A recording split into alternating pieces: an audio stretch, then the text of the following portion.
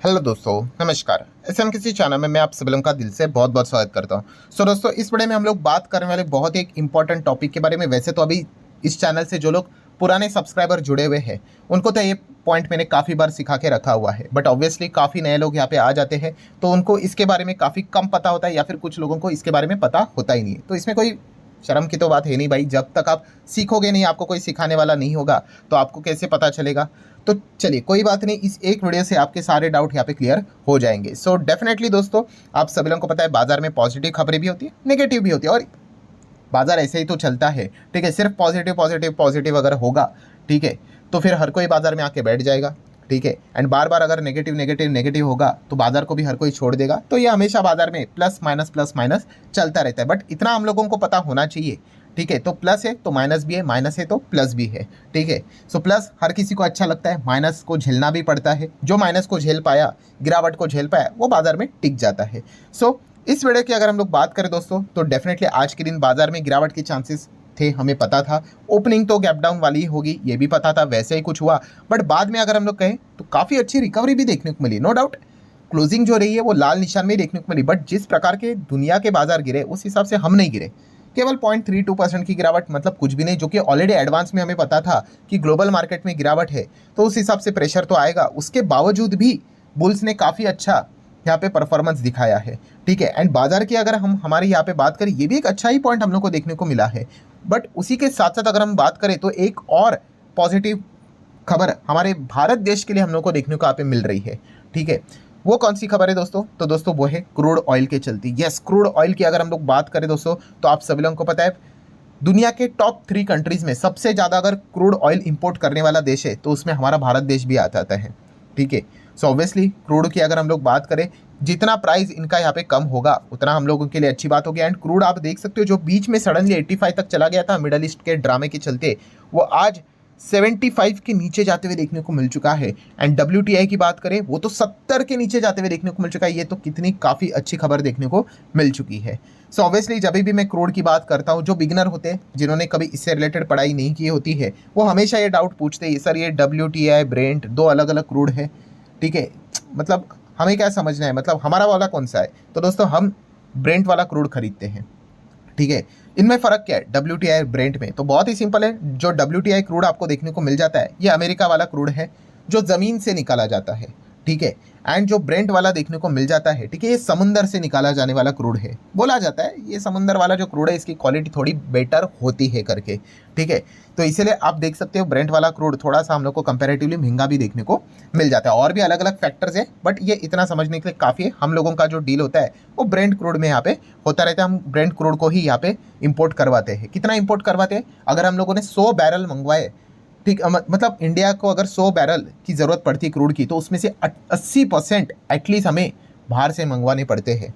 ठीक है, हमारे देश के अंदर ही केवल 20 ही ऐसे हैं जो कि स्वदेश से यहाँ पे रहते हैं, बाकी सब कुछ विदेश से रहता है। एनीवेज फिलहाल अगर देखा गया क्रूड गिर क्यों रहा है, सो अलग अलग डिस्प्यूट्स हम लोग को देखने को मिलते हैं। तो ये जो लिबियन वाला जो डिस्प्यूट है वो रिजॉल्व होते हुए देखने को यहाँ पे मिल रहा है। पोटेंशियल बात की जा रही है। ठीक है, बातें घूमने के लिए टाइम नहीं लगती। इंटरनेशनल ग्लोबल मार्केट में जियोपॉलिटिकली आप सभी लोगों को पता ही है, हर किसी का फोकस दो ही चीज़ों के ऊपर होता है, आइदर मैं किसी की ज़मीन हड़प लूँ या फिर पैसे। इसी के ऊपर तो दुनिया भर की वॉर यहाँ पे चलती रहती है। सो फिलहाल जो लिबनान से रिलेटेड हम लोगों को डिस्प्यूट देखने को यहाँ पे मिल रहा है, ठीक है, वो शायद से यहाँ पे सॉल्व हो सकता है। एंड अगर वो सॉल्व हुआ तो ऑब्वियसली ऑटोमेटिकली क्रूड के दाम यहाँ पे सस्ते हो जाएंगे। इसी चीज़ के चलते वो क्रूड हम लोग को नीचे जाते हुए देखने को यहाँ पे मिल रहा है। मैं अगेन कह रहा हूँ, ये कोई परमानेंटली नहीं चलता है। अगर मिडल ईस्ट में वापस झगड़े अगर स्टार्ट अगर हो गए कुछ अलग रीजंस के चलते, तो वापस एक नया टॉपिक हम लोग को बाजार में देखने को मिल जाएगा, और मार्केट ऐसा ही चलता है।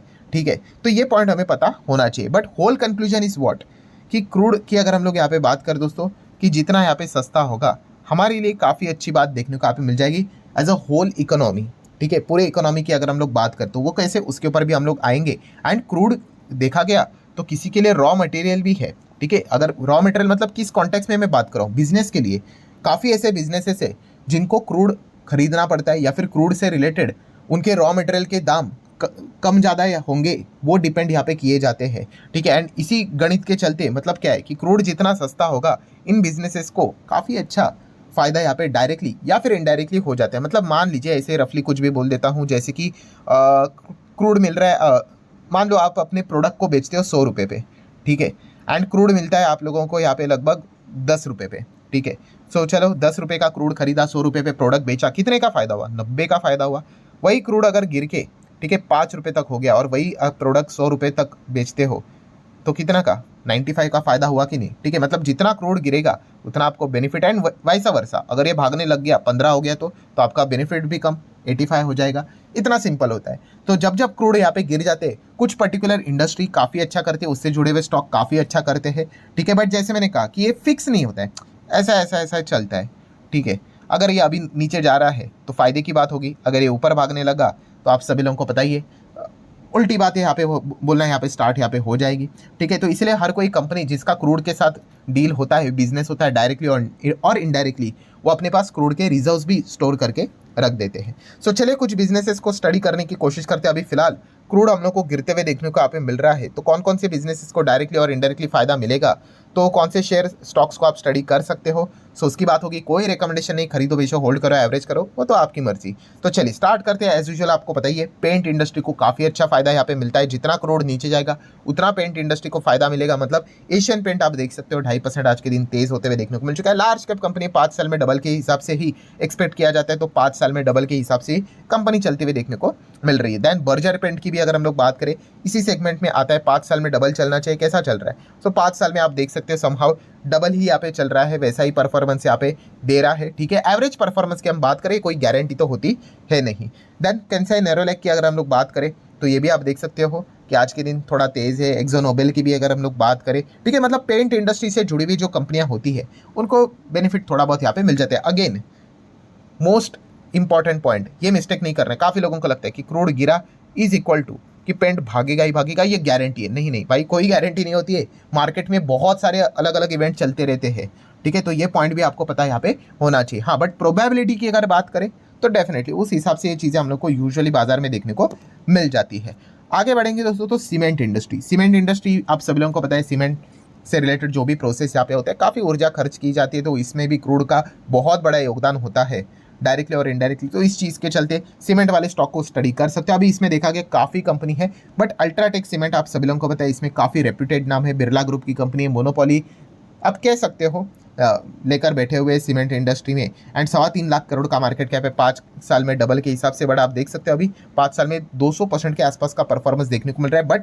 बट बीच में अगर आप चेक भी करोगे, ये 5 साल का जो परफॉर्मेंस आपको देखने को मिलता है, ये ऐसा नहीं होता है हर साल आपको कुछ ना कुछ मिलेगा, नहीं।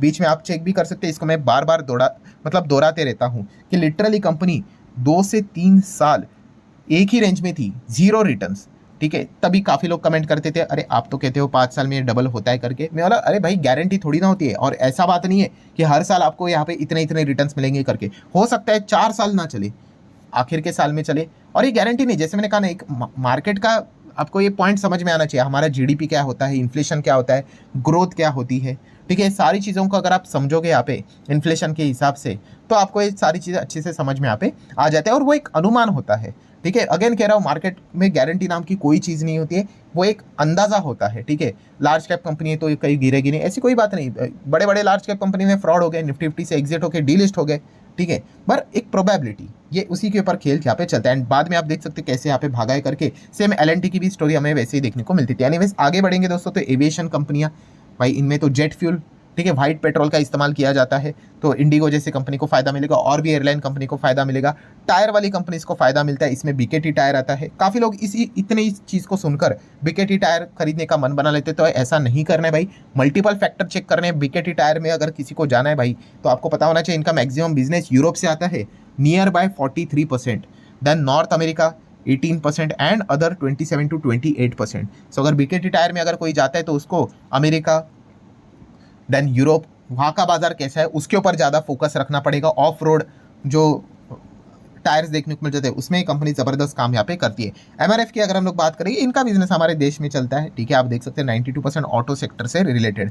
सो इसलिए दोस्तों, ऑटो कंपनीज भी अगर हम लोग देखेंगे, तो इनको भी थोड़ा बहुत बेनिफिट हो ही जाता है ना, कि जितना अगर वैसे तो देखा गया क्रूड नीचे आ गया, तो इमीडिएटली सरकार ऐसा नहीं करेगी कि पेट्रोल सस्ता करके, क्योंकि ये ऊपर नीचे होता रहता है। अभी बीच में 85 हुआ था तो प्राइस बढ़ाना पड़ेगा, नीचे हुआ तो सस्ता, तो काफ़ी अफरा तफरी यहाँ पे मच जाएगी। तो इसीलिए यहाँ पे क्या कर लेते हैं, वो रिजर्व्स के थ्रू ये सारी चीज़ों को मैनेज कर लेते हैं एंड प्राइस को कांस्टेंट ही रखने की कोशिश करते रहते हैं। हाँ, थोड़ा 19-20 फर्क यहाँ पे होता रहता है। तो ऑटो कंपनी को बेनिफिट मिलता है भाई, जितना क्रूड सस्ता होगा उतना ही हम कह सकते हैं पेट्रोल डीजल के दाम सस्ते हो सकते हैं। बट प्रॉब्लम क्या है, जैसे मैंने कहा, ये बार बार कांस्टेंट नहीं रहता है। आज हम लोग यहाँ पे बात कर रहे हैं जब ये 70 WTI 70 के भी नीचे जा चुका है, 10 दिन के बाद अगर आप चेक करोगे, क्या पता ये 80-85 तक भी वापस आ सकता है। तो ये चीज़ें चेंज यहाँ पे इस प्रकार से होती रहती है। सिमिलर वे केमिकल कंपनियां, इनको भी काफ़ी अच्छा बेनिफिट मिलता है। नवीन फ्लोरिन की बात करें, SRF की बात करें, आरती इंडस्ट्री की बात करें, दीपक नाइट्रेट की बात करें, रिलायंस की बात कर ले, इनको भी जितना क्रूड सस्ता होता है उसका बेनिफिट होता है। बट सबसे ज़्यादा फायदा होता है हमारे देश को, क्योंकि इन्फ्लेशन